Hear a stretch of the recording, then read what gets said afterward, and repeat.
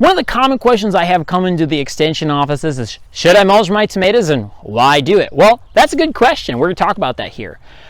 Commonly, what most folks have access to is straw or for a mulch that they can purchase from the store. Here we just have some general wheat straw that was purchased in a bag, and this serves as a very good mulch to put around tomato plants. And you just simply put it around the base here, and you can put it all the way up to the stem right there. And you want to make sure that you get it at a thick enough layer here that it covers any of the weeds in all the soil, because any exposed soil will allow the weeds to emerge.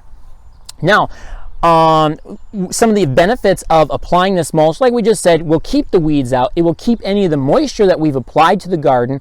It will help keep it sealed down underneath the mulch so that the roots will access that moisture as opposed to evaporating away. In addition, and this is a huge thing for growing tomatoes in Northeast Iowa, is we have such humid summers, and our tomatoes are almost guaranteed to get one of the three diseases, which are septoria leaf spot, early blight, and late blight. And between those three diseases, they'll almost always take out our tomatoes. So our tactic is to try and delay the onset of those diseases. And that is easily done with mulch. And what that does is that prevents any soil splash or any germs from the soil that might have those diseases from getting on our tomato leaves and causing premature disease.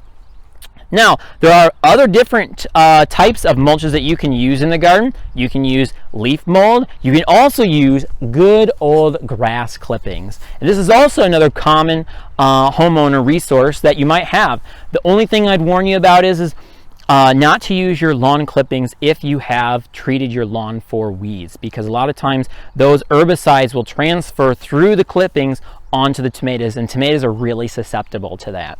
But you can also use weed-free hay if you have that too. Now, the advantages of using weed-free hay or grass clippings is that they're green and they have a bit more nitrogen, which acts as somewhat of a slow-release fertilizer for your tomatoes. Unlike straw, it really doesn't have that, so you might have to supplement with a little bit of fertilizer throughout the summer if you're observing some yellower looking leaves or tomatoes that have some type of nutrient deficiency or nitrogen deficiency on there.